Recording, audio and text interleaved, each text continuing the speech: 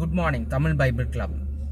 இன்னைக்கு நம்ம பேச போகிற டாபிக் என்னன்னா கொடுக்கும் தன்மை அப்படின்னு சொல்கிறத விட கிறிஸ்துவர்களின் கொடுக்கும் தன்மை.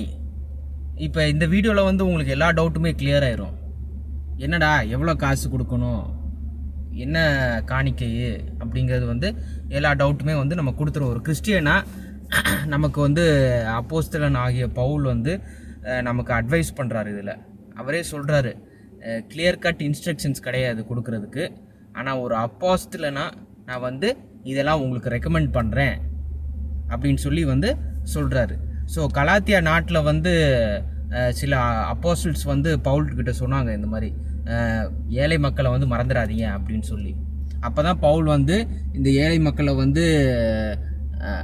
ஹெல்ப் பண்ணணும் அப்படின்னு சொல்லி அந்த ப்ராஜெக்ட் எடுத்துக்கணும் அப்படின்னு சொல்லி பவுலுக்கு தோணுச்சு.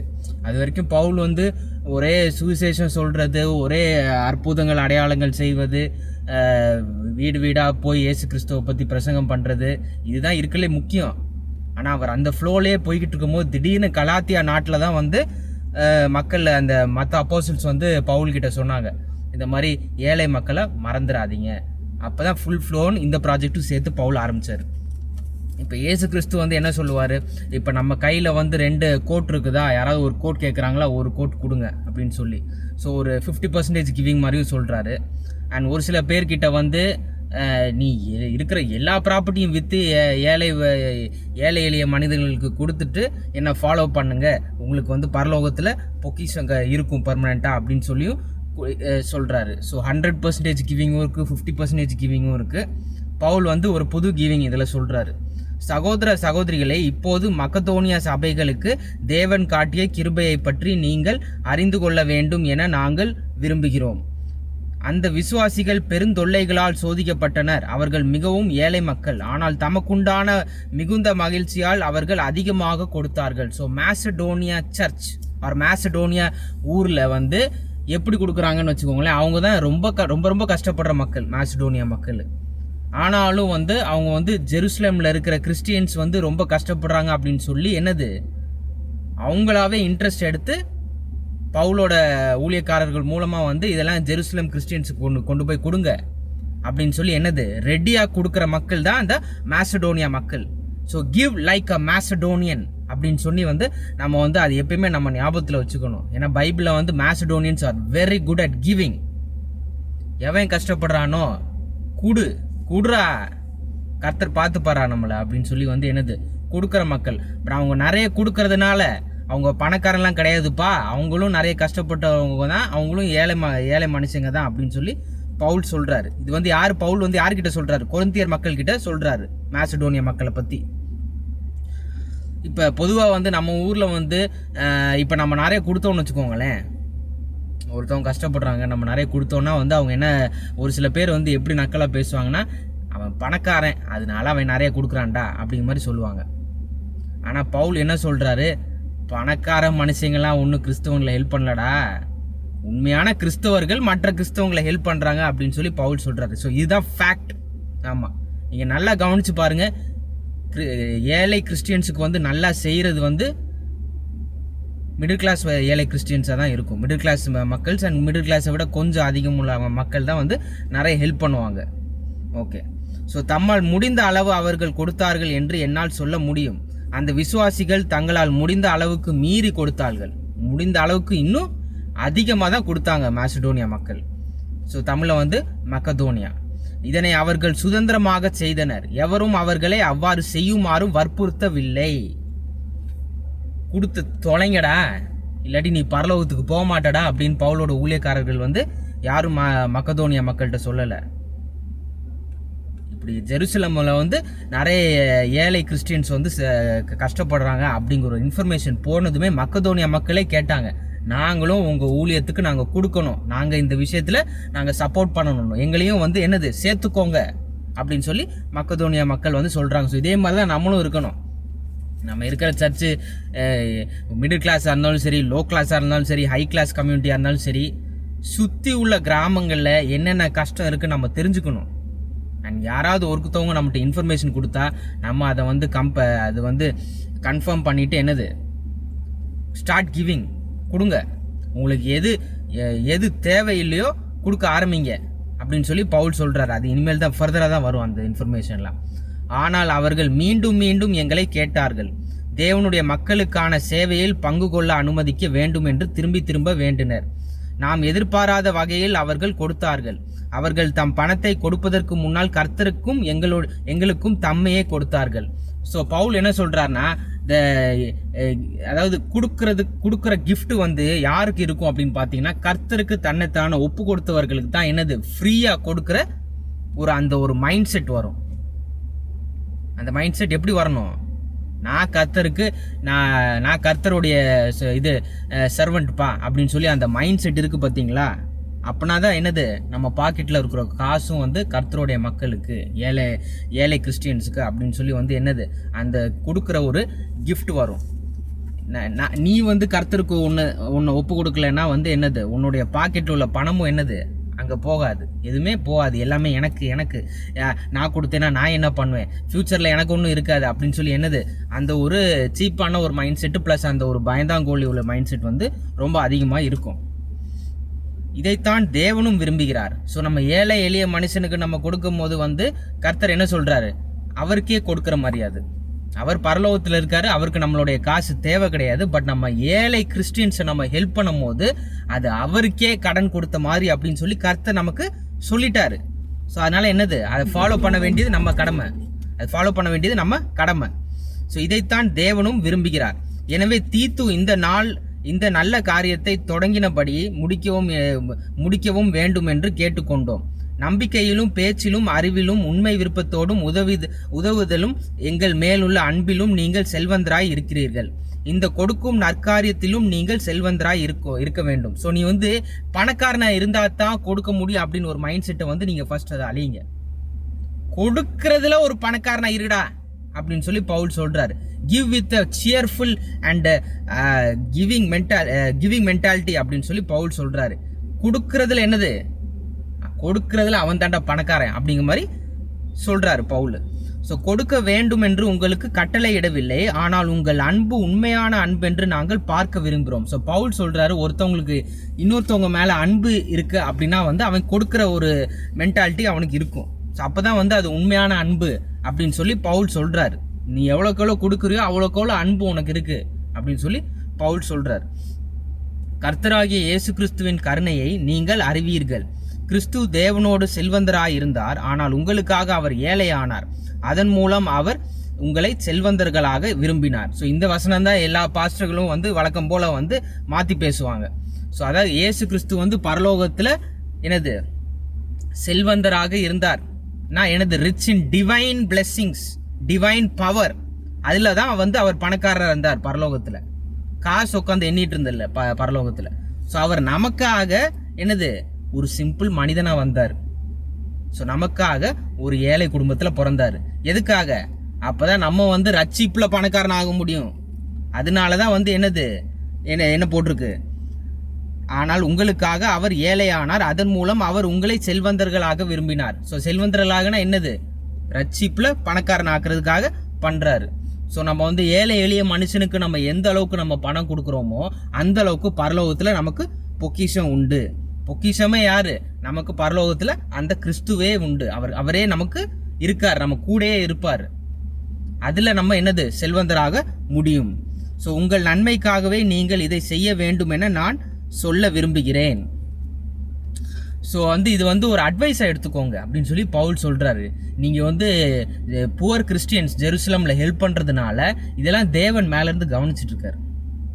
உங்களுக்கு தான் நாளைக்கு நல்லது நியாய தீர்ப்பு நாளில். இந்த டெம்பரரி வாழ்க்கையில் நம்ம யாரெல்லாம் ஹெல்ப் பண்ணுறோமோ, எப்படி ஹெல்ப் பண்ணுறோமோ, பரிசுத்த ஆவியின் மூலமாக நம்ம வந்து மூவ் பண்ணுறது எல்லாமே வந்து என்னது மேலேருந்து தேவன் கவனிச்சிட்ருக்காரு. ஸோ இதெல்லாம் ரொம்ப முக்கியமான விஷயங்கள் அப்படின்னு சொல்லி பவுல் அட்வைஸ் பண்ணுறாரு. இதெல்லாம் உங்களுக்காக தான் நான் சொல்கிறேன், எனக்காக இல்லை. எனக்கு ஏற்கனவே தெரியும் என்னென்னலாம் இயேசு கிறிஸ்துவின் கிருபையை, அவருடைய கருணையை, எப்படி ஊழியம் செய்யணும், எப்படி பரலோகத்துக்கு போகணும் எனக்கு ஏற்கனவே தெரியும்பா அப்படின்னு சொல்லி பவுல் சொல்கிறார். இதெல்லாம் உங்களுக்கும் நான் என்னது இப்போ ஹெல்ப் பண்ணுறேன் இதெல்லாம் சொல்லி அப்படின்னு சொல்லி பவுல் சொல்கிறார். அதுபோல் கொடுப்பதிலும் முதலாவதாக இருந்தீர்கள். ஸோ போன வருஷம் வந்து கொரிந்திய சபை மக்கள் வந்து கொடுக்குறதுல வந்து ஃபஸ்ட்டு வந்து அந்த தாட் இருந்தது, அதாவது ஒரு வில்லிங்னஸ் இருந்தது போன வருஷம். ஆனால் இந்த வருஷம் நீங்கள் எல்லாருமே ஒரு மாதிரி டல்லாக இருக்கீங்க. அதனால தான் மக்கதோனியா மக்களை பற்றி நான் உங்ககிட்ட பேசுகிறேன். அவங்களுடைய லவ்வுக்கு அளவுக்கு வந்து உங்களுக்கும் லவ் இருக்கணும்.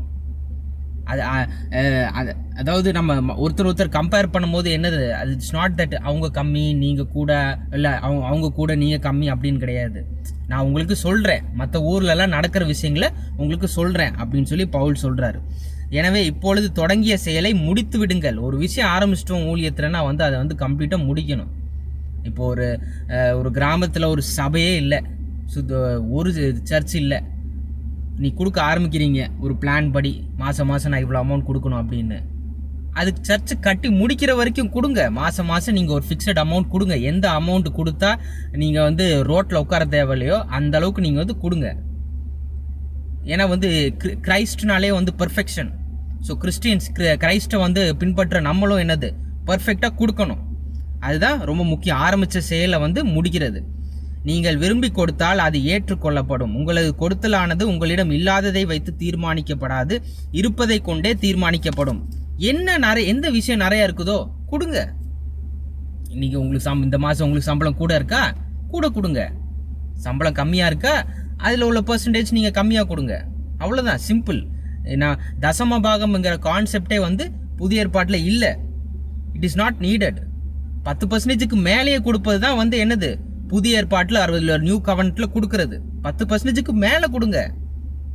இல்லாட்டி பவுலே சொல்லியிருப்பார்ல, டே அனைவரும் தசம பாகம் கரெக்டாக கொடுங்கடா, நீங்கள் தசம பாகம் கரெக்டாக கொடுத்தாலே வந்து எல்லா காரியங்களும் வந்து ஃபிக்ஸ் ஆயிரும் அப்படின்னு சொல்லி பவுல் சொல்லியிருப்பாரு. புதிய ஏற்பாடு நல்லா வாசிச்சா என்னது 10% மேலே தான் கொடுக்கணும், மேலே தான் கொடுக்கணும். அதான் மாசிடோனியன்ஸ் என்ன செஞ்சாங்க, கொடுக்குற கெப்பாசிட்டிக்கு மேலேயே கொடுத்தாங்க அப்படின்னு சொல்லி தான் பவுல் சொல்கிறார். ஸோ அதே மாதிரி தான் நம்மளும் செய்யணும். இப்பொழுது உங்களிடம் நிறைய உள்ளது, அவற்றை தேவையானவர்களுக்கு கொடுங்கள். அவர்களிடம் மிகுதியாக இருக்கும்போது அவர்கள் உங்களுக்கு தேவையானதை கொடுத்து உதவார்கள். இப்படியே எல்லாம் சமமாகும். ஸோ கொரிந்தியன் மக்கள் வந்து மக்கதோனியா மக்களோட பணக்காரர்கள். ஸோ இந்த சீசன்ல பவுல் என்ன சொல்றாரு, நீங்க வந்து அவங்கள விட பணக்காரங்க, அவங்களே அவங்க கெப்பாசிட்டிக்கு மேலே கொடுக்கும்போது நீங்க ஏன் கொடுக்கறதுக்கு யோசிக்கிறீங்க அப்படின்னு சொல்லி வந்து பவுல் சொல்றாரு. ஸோ நிறைய கொடுங்க. ஜெருசலம் கிறிஸ்டியன்ஸை நம்ம காப்பாற்றுவோம். ரொம்ப கஷ்டப்படுறாங்க மக்கள். அவங்க நமக்கு பிரதர்ஸ் அண்ட் சிஸ்டர்ஸ் தான், கிறிஸ்டியன் பிரதர்ஸ் அண்ட் சிஸ்டர்ஸ் தான். நாளைக்கு நீங்கள் அவங்க கூட தான் பரலோகத்தில் இருக்க போறீங்க. ஸோ இந்த டெம்பரரியான லைஃப்ல ஹெல்ப் பண்ண வேண்டியது நம்ம கடமை. இப்பொழுது ஸோ இது வந்து என்னது, இப்படியே எல்லாம் சமமாகும். ஸோ எய்ம் என்னன்னா வந்து equality. Rich, middle class, low class அப்படின்னு சொல்லி வந்து என்னது கிறிஸ்டியன் பிரதர்ஸ் அண்ட் சிஸ்டர்ஸ்குள்ளே இருக்கக்கூடாது. எல்லாருக்கும் வந்து என்னது ஒரு சமமான ஒரு சொசைட்டி நம்ம கிரியேட் பண்ணுறோம். நாளைக்கு அவங்க வந்து நல்ல சுச்சுவேஷனில் வந்துட்டாங்க, நீங்கள் வந்து ஏழை ஆயிட்டீங்க சப்போஸ் அப்படிங்கிற மாதிரி சுச்சுவேஷன் ஆனாலும் நாளைக்கு அவங்க உங்களுக்கு கொடுப்பாங்க. நாங்கள் நாளைக்கு அவங்க கிட்ட கேட்போம், இவங்களை ஹெல்ப் பண்ணுங்கப்பா அப்படின்னு சொல்லி வந்து பவுல் வந்து என்ன சொல்கிறாரு, அந்த கேரண்டி கொடுக்குறாரு. அப்படி அவர் இல்லாட்டாலும் அந்த மைண்ட் செட் நமக்கு இருக்கணும், அந்த கவர்மெண்ட்டை வந்து கண்டினியூ பண்ணுறதுக்கு.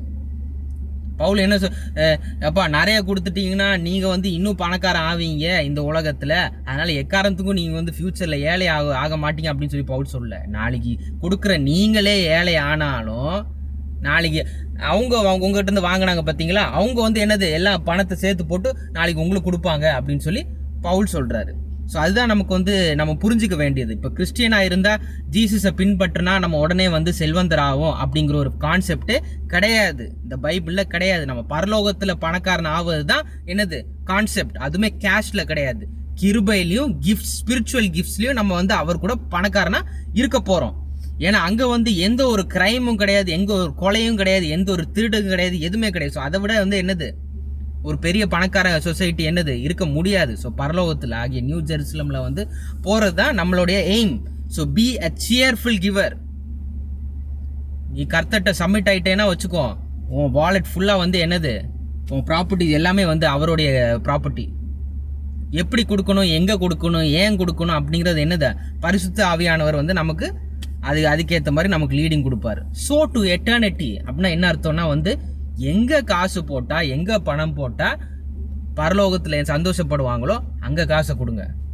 சும்மா ஏற்கனவே பென்ஸ் காரு, ஆடி கார் இருக்கிற பாஸ்டர்களுக்கெல்லாம் நம்ம கொடுக்கணும் அவசியம் கிடையாது. அதே சமயத்தில் அந்த மாதிரி கிறிஸ்டியன்ஸுக்கு நம்ம கொடுக்க தேவையில்லை. இப்போ ஒரு ரொம்ப பணக்கார கிறிஸ்டியன் இருக்கான், 7 ஃபேக்ட்ரி வச்சுருக்கான், எங்கள் அப்பா மாதிரி நான் 14 ஃபேக்ட்ரி வச்சுக்கணும் அப்படின்னு சொல்லி அவன் அழுதுட்டு இருக்கான்னா அவனுக்காக நீங்கள் நம்ம கொடுக்க தேவையில்லை.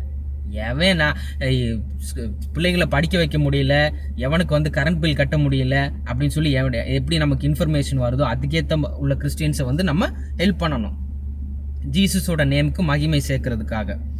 அதிகமாக சேர்த்தவன் எவனும் அதிகமாக வைத்திருப்பதில்லை, குறைவாக இருப்பவன் எவனும் குறைவுடன் இருப்பதில்லை என்று எழுதப்பட்டுள்ளது. இப்போ ஒருத்தன் வந்து ஒரு ஃபேமிலியில் வந்து தோட்டத்துக்கு போய் வந்து 2 கிலோ அரிசியை வந்து அவன் கலெக்ஷன் பண்ணியிருக்கான். இன்னொரு ஃபேமிலி வந்து 4 கிலோ அரிசி கலெக்ஷன் பண்ணியிருக்கான். அந்த 2 கிலோ அரிசி கலெக்ஷன் பண்ணவன் வந்து இவனை விட ஒன்றும் கஷ்டப்படல. அவன் திருப்தியாக சாப்பிட்ருக்கான், அவன் ஃபேமிலி சைஸுக்கு ஏற்ற மாதிரி. இவன் திருப்தியாக சாப்பிட்ருக்கான், அவன் ஃபேமிலிக்கு ஏற்ற மாதிரி. அண்ட் இவன்ட்ட வந்து ஒன்றும் குறைவில்லை. இவன் மைனஸில் போகல, இவன் வந்து ரொம்ப ப்ளஸ்லலாம் போகல. ரெண்டுமே வந்து மாத முடிவில் வந்து என்னது சமமாக தான் இருக்காங்க. ஸோ அந்த மாதிரி வந்து ஒரு மைண்ட் செட் வந்து நம்ம கிறிஸ்டியன்ஸ் பிரதர்ஸ் அண்ட் சிஸ்டர்ஸுக்கு இருக்கணும். அவனை விட நான் பணக்காரன் ஆகணும், இவனை விட நான் இன்னும் இந்த உலகத்தில் நான் சாதிக்கணும் அப்படிங்கிற மாதிரி இருக்கக்கூடாது. ஊழியத்தில் சாதிக்கணும், அதுதான் ரொம்ப முக்கியம். அதே சமயத்தில் நம்ம ஃபேமிலியோட நீட்ஸை வந்து நம்ம எல்லாமே கரெக்டாக பண்ணணும். ஏன்னா வந்து நம்ம ஃபேமிலியோட நீட்ஸை வந்து நம்ம மீட் பண்ணலைன்னா நம்ம ஒரு பிலீவரை விட மோசம் அப்படின்னு சொல்லி வந்து பைபிளில் போட்டிருக்கு. ஸோ நம்ம ஃபேமிலியோட நீட்ஸை ஃபுல்லாக மீட் பண்ணிவிட்டு மீதி பணங்கள் இருக்கும்ல அங்கேயும் அதை அப்படியே ஏழை எளிய கிறிஸ்டியன்ஸுக்கு கொடுக்கணும். ஸோ தீத்துவும் அவனது குழுவும் உங்கள் மீது எனக்கு இருக்கும் அன்பை போலவே தீத்துவின் இதயத்திலும் அன்பை தந்ததற்காக தேவனுக்கு நன்றி செலுத்துகிறேன். ஸோ டைட்டஸ், தமிழில் தீத்து, அவர் வந்து பவுலோடைய ஒரு ஸ்பிரிச்சுவல் சன் மாதிரி, இல்லை பவுலோடைய பவுலோடைய கிறிஸ்டியன் சன் மாதிரி, ஓன் சன் கிடையாது, ஊழியத்தில் உள்ள சன் மாதிரி, ஒரு ஜூனியர். ஸோ அவன் என்னை போலவே உங்களிடம் அன்பாக இருக்கிறான். அதாவது கொரிந்தியர் மக்களுக்கு என்னது, தீத்து வந்து ரொம்ப அன்பாக இருக்கிறான். நாங்கள் செய்ய சொன்னதெல்லாம் தீத்து ஏற்றுக்கொண்டான். அவன் உங்களிடம் வர பெரிதும் விரும்பினான். இது அவனது சொந்த முயற்சியே ஆகும். ஸோ நாங்கள் தீத்துவோடு ஒரு சகோதரனையும் அனுப்பி வைத்தோம். அச்சகோதரன் அனைத்து சபைகளாலும் அவனது சிறப்பான ஊழியத்துக்காக பாராட்டுகிறவன். ஸோ பவுல் வந்து ஒரு ஆளை தேர்ந்தெடுத்துக்கிறான், டைட்டஸ் அப்படின்னு, தமிழில் தீத்து. அண்டு மற்ற சபைகள் எல்லாம் சேர்ந்து ஒரு ஆளை வந்து ரெக்கமெண்ட் பண்ணியிருக்காங்க. ஸோ இந்த டைட்டஸும் அந்த ரெக்கமெண்ட் ஆன மனுஷனும் வந்து என்னது, மணி கலெக்ஷனுக்காக கொரிந்தியர் சபைக்கு வரப்போகிறாங்க அப்படின்னு சொல்லி பவுல் முன்கூட்டியே வந்து லெட்டரில் வந்து எழுதுறாரு. ஸோ அதோடு காணிக்கை பணத்தை சுமந்து செல்லும் போது எங்களுக்கு துணையாக இருக்க சபைகளால் நியமிக்கப்பட்டவனே இச்சகோதரன் ஆவான். ஸோ பணத்தை தூக்கிட்டு போகிறதுக்கு, அதாவது எங்கே கொரிந்தியர் ஊரில் இருந்து ஜெருசலம் வரைக்கும் தூக்கிட்டு போகிறதுக்கு இந்த டைட்டஸும் அந்த சகோதரனும், நல்ல ஊழியக்காரன் உள்ள சகோதரன் வந்து வராங்க அங்கிட்டு அப்படின்னு சொல்லி பவுல் சொல்கிறார். ஸோ இப்போ இந்த காலத்து மாதிரி நமக்கு வந்து அக்கௌண்ட் ட்ரான்ஸ்ஃபர் கிடையாது, நெஃப்ட் IMPSல பண்ணுற மாதிரி. ஸோ பணத்தை வந்து சுமந்து போக வேண்டியதாக இருந்துச்சு. தூக்குறதுக்கு மட்டும் கஷ்டம் இல்லைப்பா, ஒவ்வொரு நாளும் அந்த பணத்தை பார்த்துட்டு போகணும்.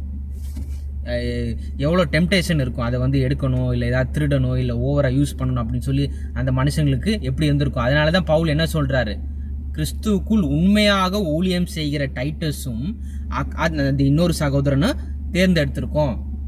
அப்போ தான் வந்து நீங்கள் யாருமே வந்து நாளைக்கு யோசிக்கக்கூடாது, இப்படி வந்து நம்ம கொடுத்த பணம் எல்லாம் இவனை ஆட்டையை போட்டானுங்களா, இல்லை வந்து வேறு எதுக்கோ செலவு பண்ணிட்டாங்களா அப்படின்னு சொல்லி என்னது உங்களுக்கு நாளைக்கு சந்தேகம் வரக்கூடாது. நீங்கள் எங்களை தப்பாக நினச்சிக்கூடாது. எந்த அளவுக்கு கர்த்தருக்கு முன்னாடி நாங்கள் வந்து பண விஷயத்தில் சுத்தமாக இருக்கணும்னு நினைக்கிறோமோ அதே மாதிரி தான் என்னது சகோதரர் நீங்களுமே வந்து என்னது எங்களை தவறாக நினைக்கக்கூடாது அப்படின்னு சொல்லி பவுல் ரொம்ப சொல்கிறார். அதனால் எந்த சர்ச்சில் இல்லை எந்த ஊழியக்காரர் பணம் கேட்டாலும் ஒரு என்ன சொல்ல ஒரு தெனாவெட்டில் கேட்கக்கூடாது. டேய், காணிக்க கொடுக்க வேண்டியது உன் கடமை, அதை வச்சு என்ன செய்யணுங்கிறது யோசிக்கிறதா எங்கள் கடமை, அதை பற்றிலாம் நீ யோசிக்கக்கூடாது அப்படின்னு சொல்லி வந்து அந்த மாதிரி தெனாவெட்டு மேட்ரு வந்து யாருக்கும் இருக்கக்கூடாது. பியூராக இருக்கணும். பணத்தை வந்து கரெக்டாக யூஸ் பண்ணணும். தேவையில்லாத விஷயங்களுக்கு யூஸ் பண்ணக்கூடாது. தேவையில்லாத விஷயத்துக்கு காணிக்கையை வந்து யூஸ் பண்ணோன்னா என்னது அடுத்த எவனும் கொடுக்க மாட்டான். ஆனால் அதே சமயத்தில் கர்த்தரும் வந்து என்னது பனிஷ்மெண்ட் கொடுப்பாரு. So it's very important. தேவையுள்ள விஷயங்களுக்கு மட்டும்தான். இப்போ இந்த ப்ராஜெக்ட் வந்து ஜெருசலம் கிறிஸ்டியன்ஸை ஹெல்ப் பண்ணுறதுக்குன்னா, அதே சமயத்தில் இப்போ நீங்கள் வந்து ஏதாவது ஒரு ஏழை ஒரு போர் கிறிஸ்டியன் கம்யூனிட்டிக்கு ஹெல்ப் பண்ணுறதுக்காக நீங்கள் எதுவும் கலெக்ஷன் பண்ணுறீங்கன்னா அதுக்கு கரெக்டான மனிதர்கள் மூலமாக மூவ் பண்ணணும். அது சும்மா ஏனோ தானோங்கிற மாதிரி பண்ணக்கூடாது. இப்பெரிய தொகையை கையாள்வது குறித்து நாங்கள் கொள்ளும் அக்கறைகளை பற்றி யாரும் விமர்சனம் செய்யக்கூடாது என்று கூடுமான வரையில் எச்சரிக்கையாய் உள்ளோம். எவனும் விமர்சனம் பண்ணுற அளவுக்கு கலெக்ஷன் நடக்கக்கூடாது. அது மிக மிக முக்கியம். சரியானவற்றை செய்யவே நாங்கள் முயல்கிறோம். தேவனுக்கு முன்பாக மட்டுமல்ல, மக்களுக்கு முன்பாகவும் நேர்மையாகப்படுவதை மட்டும் செய்ய விரும்புகிறோம். இவர்களோடு எங்கள் சகோதரனையும் அனுப்புகிறோம். இவன் எப்பொழுதும் உதவ தயாராய் இருப்பான். பல வழிகளில் அவன் இதை நிரூபித்திருக்கிறான். உங்கள் மீது அதிக அளவு நம்பிக்கை கொண்டிருப்பதால் அதிக அளவில் உதவ அவன் விரும்புகிறான். ஸோ இப்போ இந்த காலத்தில் வந்து வி ஆர் நாட் இந்த மக்கதோனியா, இந்த கொரிந்தியன், ஜெருசலம் காலத்தில் நம்ம இல்லை. இப்போ உள்ள காலகட்டத்தில் நம்ம ரொம்ப ரொம்ப தெளிவாக இருக்கணும். ரொம்ப அந்த பணக்கார கிறிஸ்டியன் ஆர்கனைசேஷன்ஸ்க்கும் நம்ம வந்து பணம் கொடுக்கக்கூடாது.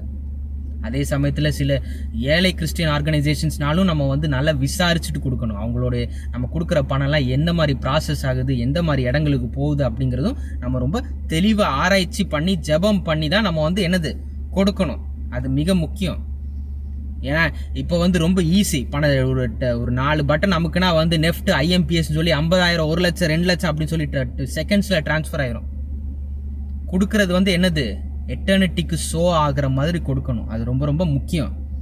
சும்மா இந்த இந்த பயங்கரமாக உலகம் பூரா போய்கிட்டு இருக்கா இந்த ஊழியம், அதனால் வந்து அங்கே பணத்தை கொடுத்தா கண்டிப்பாக நல்லா யூஸ் ஆகும் அப்படின்லாம் வந்து என்னது மொட்டைக்கட்டையெல்லாம் வந்து நம்ம வந்து பணம் கொடுக்கக்கூடாது.